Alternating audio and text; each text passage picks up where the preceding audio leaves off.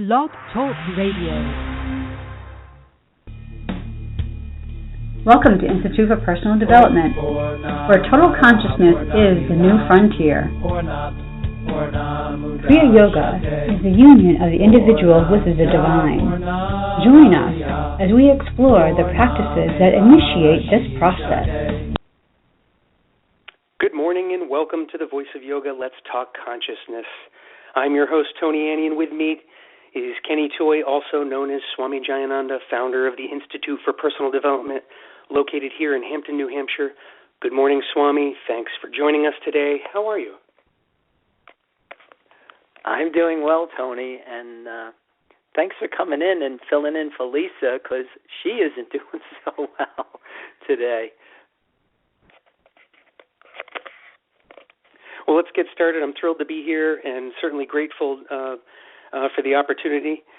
Thank you, listeners, for tuning in on the Voice of Yoga. We will be talking about taxes and the union with divine.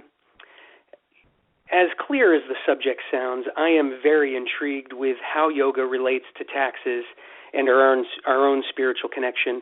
When I think of taxes, I think about paying a fee to our government so it can serve and protect us. Hopefully, by the end of the year, I've organized properly so I don't owe any more than I've already paid. To relate the subject of taxes to yoga, there has to be something more, Swami. Where does yoga play a part in paying taxes?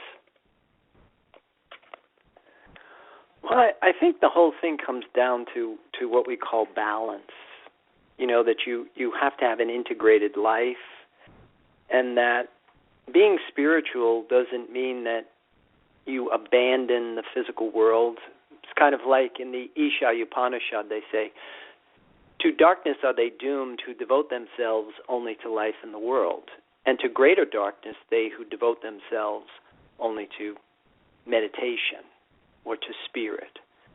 You know, that the whole thing that we have to differentiate our monetary-based economy from our resource-based economy. And I think in the Bible, Jesus kind of gave us that insight or wisdom when he said, render to Caesar the things that are Caesar's and render unto God the things that are God's. That this whole thing of integration and balance of these different force fields or energy systems is really important in order to become a whole person, that you don't want to just polarize on one thing at the expense of another. It's kind of like the whole concept of disease or dis-ease is that there's neglect in one area. Because when you are spiritual, the whole thing that you do understand is that your resource-based economy is of the utmost importance. That these are the forces that sustain our lives. And it's kind of like, I don't know, I think of what Winston Churchill said, we make a living by what we get. We make a life by what we give. Like the universe gives us life. But then, we have a responsibility to do something with this. And the whole concept of taxes, just like you said, we give to the government, but really, in this country, we are a government by the people, of the people, and for the people.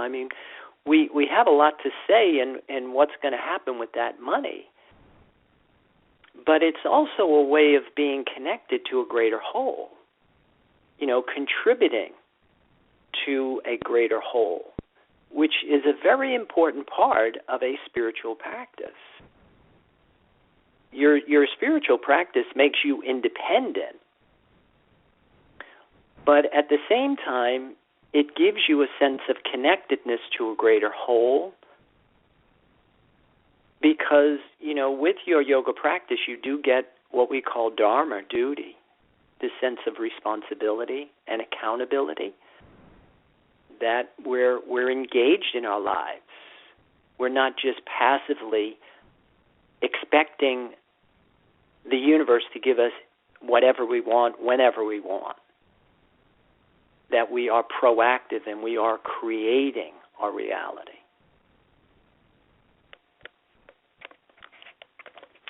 Thanks, Ken. I want to lead back to something, but one thing about our tax contributions to the government is that we don't all agree on where contributions go. You stated that we pay taxes, and that goes to helping others. So one thing we may agree on is that we need to maintain a defense. We need to maintain national treasures, parks, roads, transportations. But one of the areas that I think we're challenged with, I think we don't all always agree, is that where do we draw the line between helping others and enabling them? It's a big challenge in my life. I'm always trying to figure out that line. And so when we talk about the government helping, where does it exceed? Where does it draw that line? How do you draw that line? And is there more to it as we plug into the human becoming divine?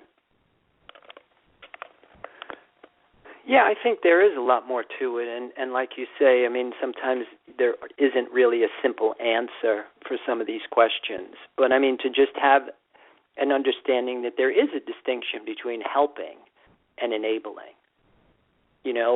And when you're helping somebody, what you're doing is you are trying to get them started. You're trying to get them engaged so that they don't become dependent upon what you do, which is, I think a lot of that comes to the fault of the institutions oftentimes that are in charge of helping, because they find that it's more beneficial to them if they make you dependent upon them, because that's self-serving. But again, one of the things we always talk about is how does yoga help with that? Because the thing that's missing is this whole thing of becoming an adult, this whole thing of becoming a human in the adult state. Because a human in the adult state is self-reliant, is independent, is engaged in their lives. They have a connection to their creativity, their imagination, and they have they are behind the forms of their creative principle. So they're proactive. They're not looking for handout. That they are able to generate resources by the simple fact that they are or have this expanded sense of self. But like you say, there are a lot of people that are just happy with survival-based motivation. A huge portion of our population really is not made up of humans in the adult state, but we're humans in the larvae state. And the exchange of energy is that we're just drawing in and we're sucking off. And one of the reasons why I think our taxes keep going up and up and up is basically because we're not educating people in how to become self-reliant and independent and how to become responsible contributors to the greater whole. And so I think where the answer to some of these questions like you're asking, what's the difference between helping and enabling, is really found in the difference between a human in the larvae state and a human in the adult state. And I think if we had better leadership with regard to educating the population in how to become self-reliant and independent, how to become established in a resource-based economy so that they could be more responsible with a monetary-based economy, then you'd find a lot of solution to some of these concerns that we may be having or even problems that we're creating. Thanks, Ken.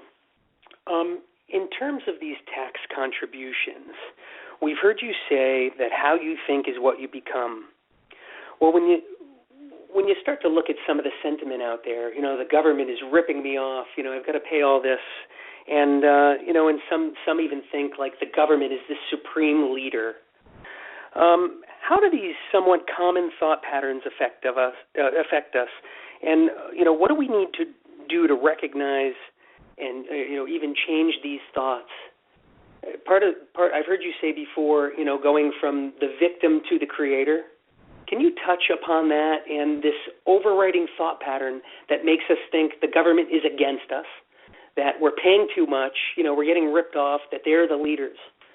Can you speak to that? Yeah, again, it comes back to an individual's level of consciousness, their degree of awareness, because when your mind is small, a huge portion of your reality is outside your field of awareness.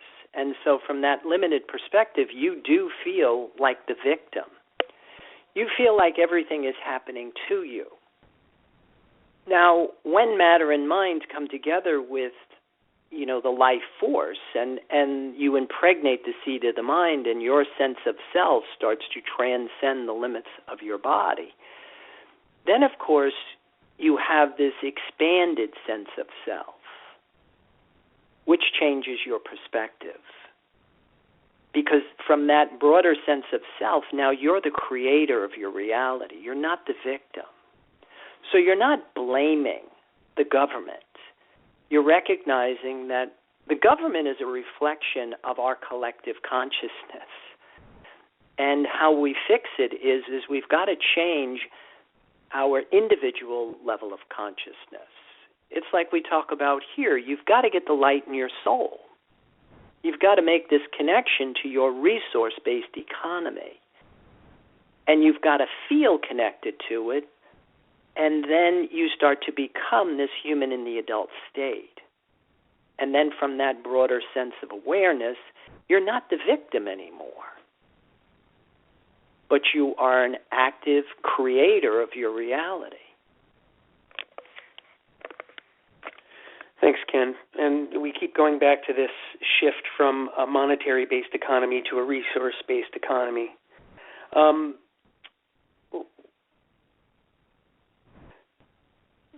So when we look at the word economy, you can find the definition. It has something to do with wealth and resources of a country or region. We certainly know money is an important resource. What other resources are you really talking about, and where should money be in this value system? Well, when you're creating a value system, you want to build your resources based on, how you can appraise their value with regard to how long can I live without it. So if you cross-examine it and you look at money, I know people who have lived an entire lifetime without money. Food, for example, I know people, you can live almost a month or more than a month without food. Water you can live days without. Air you can only live minutes without. And the life force, the grace of God, prana, we can't live a millisecond without it. So when you really look at how upside down we are in our values, that we put something, money, in a position of importance that it doesn't warrant, which creates the collapse. That creates an immediate failure force in your value system, in your reality system. So the whole key and the secret to life that we always talk about is you want to have your priorities in order. So the concept of putting God first, which is supported by all the scriptures that are out there, is the part that we don't get. And of course, then the next question, of course, is what is God? And then, of course, it becomes another academic argument. But if you break it down that God is your number one need, now it has pragmatic application as opposed to something you're going to try and believe in. without giving it tangibility? Thanks, Ken. Let's pause and hold that subject to hear a word from our sponsors. Listeners, we'll be right back in a few moments. Please stay with us. Om Purnamada Purnamidam Purnamudachyate. If you are looking for a samadhi-based experience, IPD Kriya Yoga has the goods. A complete yoga program that includes the practices and the process. Starting with the separation from mother, including the labors and tasks of the hero and the return as a whole person. Practice makes perfect only when practice is whole. Kriya Yoga is a path of action, knowledge, and devotion. Samadhi, or total consciousness, is experienced by knowing and doing with devotion. Call or click now and get started. 603-929-0303 or www.ipdtransform.com. Namaste.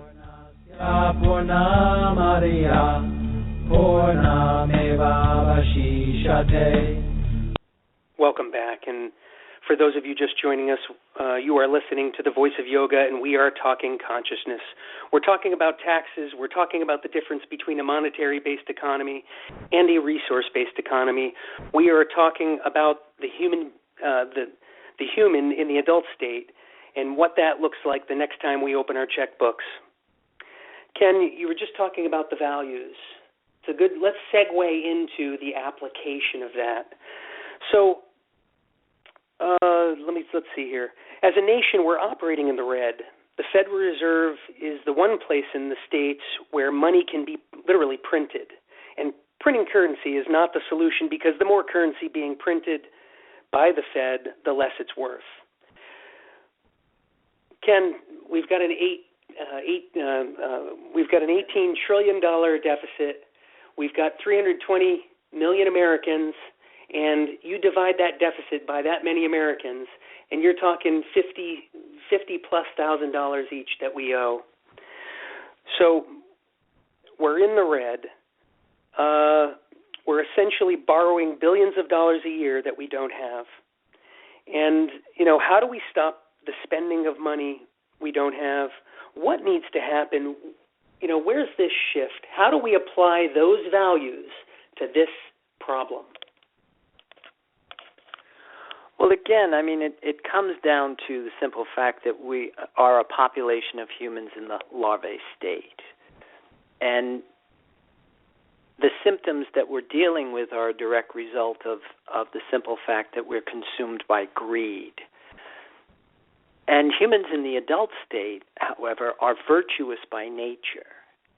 That they understand the importance of conservation. They understand, how to live within their means. The whole concept of understanding thriftiness.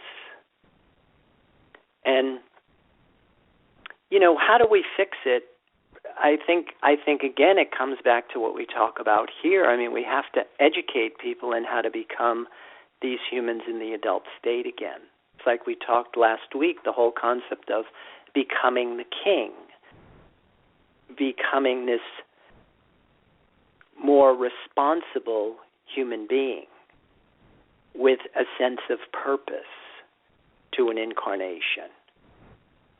And how to address that, in a way that is applicable, because just what we're talking about here right now, the concept, what's the pragmatic application of a resource-based economy? Just the simplicity of the concept, to use what you really do need to produce the feeling in your body that you're happy is something that is foreign to us, because we've internalized these unnecessary dependencies or placed them in positions of importance that they don't warrant. So we're responding as if we're in danger because, the stock market went down and, my portfolio is now worth 25% less than what it was. Something's wrong with the picture. And again, we're not being educated in how to what I would call think right, which comes back to use what you need. Use what is really important to you to produce a feeling in your body that I'm happy. Because greed really is need that's gone compulsive. And you look at what surrounds us is within us. I mean, this is a collective thing.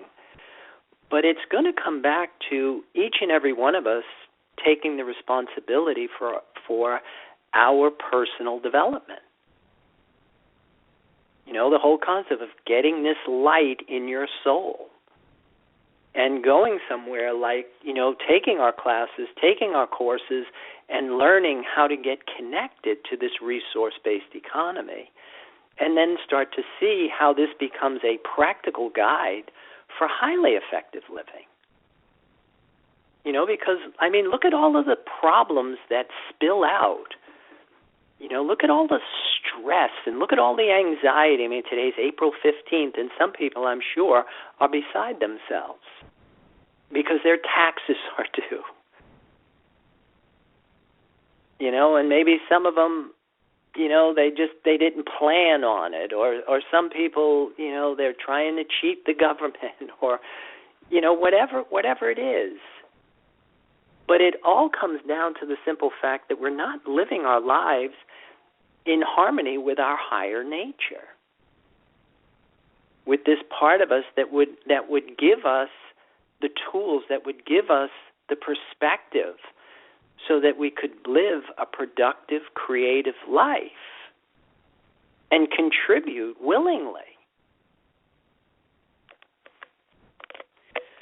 Thanks, Ken. You also make me think of it, and this is another form, I guess, direct application. You've got your mind saying one thing, and then you've got your body saying another.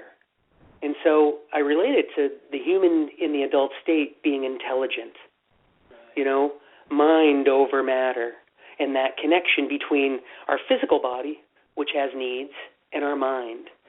And so the next time, we've got a choice to make, we want to be intelligent about it. Can you speak to the dynamic between the mind and the body and how they need to work together in order for the human to be truly intelligent about making choices, for example, whether to open the checkbook or not today? Yeah, I think the key to the whole thing is what we call in yoga purity, your second stage of yoga, shaucha, which is purification.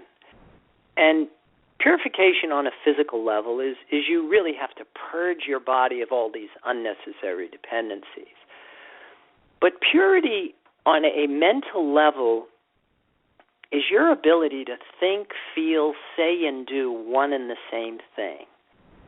And that's a huge benefit that you get with a practice. Because most people, like you say, the dialogue between your mind and your body is all over the place. And one of the things, when I'm interacting with people, that's the first thing I do is I listen to what somebody says and then I watch what they do.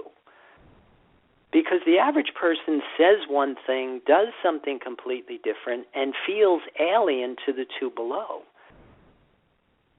So that comes under the heading of what we call being scattered,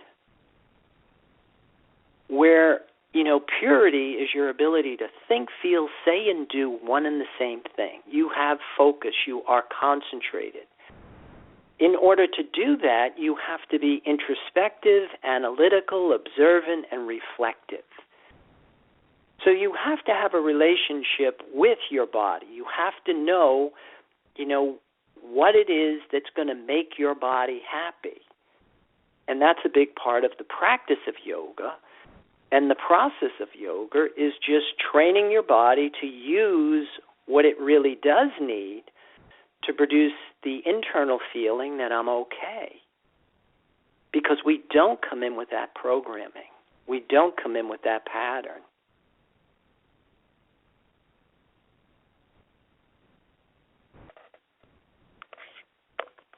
Ken, thanks for that. So, we've talked about the application of these tools. So now, what does it look like down the road for somebody with a resource-based economy, what's their life like? What do they, because they're not focused on money, because they're not focused on the monetary, what's the true benefit? What do their lives look like as we move forward? Well, I think the first order of business is, the calmness, the confidence, the stillness, the clarity. Because your body isn't searching, it's not looking for something. Because our bodies do live in fear. They're going to die. They know they're going to die, and they live in chronic anxiety. They're constantly seeking validation. That's why if you internalize a tangible image for validation, it will then cycle into an insatiable craving because you're drawing from a resource that is limiting. Duality, it has its place, but it will not expand your mind. So the whole concept of yoga is you separate, you get off of the grid, you rebirth your body in the life force. Now you've internalized a resource that will produce a progressive cycle. So now you're becoming something different. Again, comes back to the physics of spirituality. When you draw from fear and limitation, that's what you become. When you draw from truth and wholeness, that's what you become. But when your whole identity realigns with a part of yourself that is eternal, when you recognize that I'm not a body that has a mind and perchance a soul, but I'm spirit functioning through a mind and a body, the confidence that comes with that transcends the limits of this lifetime. But by the same token, from this vantage point, you're now behind the forms. You have this expanded sense of self, and you realize that you are the creator of your reality. So there's a lot of confidence, and there's also a lot of power that comes with that position. But what you'll find is that it doesn't become an exercise in wish fulfillment. It's like you don't desire things anymore. You desire nothing or the void. And your exchange of energy is that you are giving back to the outside world. You're not taking off of it. You are a conscious contributor, with the betterment of the greater whole as your intention. It's not about I, me, mine. You don't have that limited perspective. That's great, Keith. Thanks. So what I heard is you're certainly operating from a position of intelligence. You're not emotional about any needs out in the physical world, whether it be monetary or not. You're claiming your power. You're confident and creative. Okay. Thanks. Let's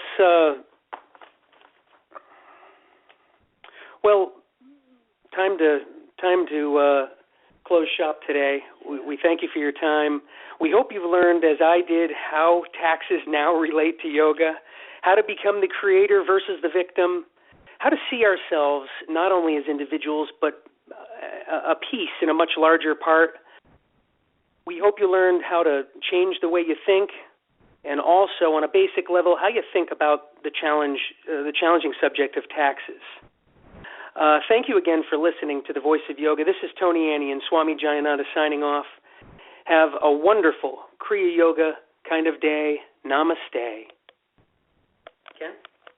All right, and with that, I'd like to invite everybody to join us and maybe take some of our classes and programs that are available online. And, keep those questions and comments coming, and be sure to check us out on Facebook and Pinterest and Twitter, and with that, I would wish everybody have a great income tax day, and I'll end this by saying namaste, and I'll give it back to you. Namaste. Thank you.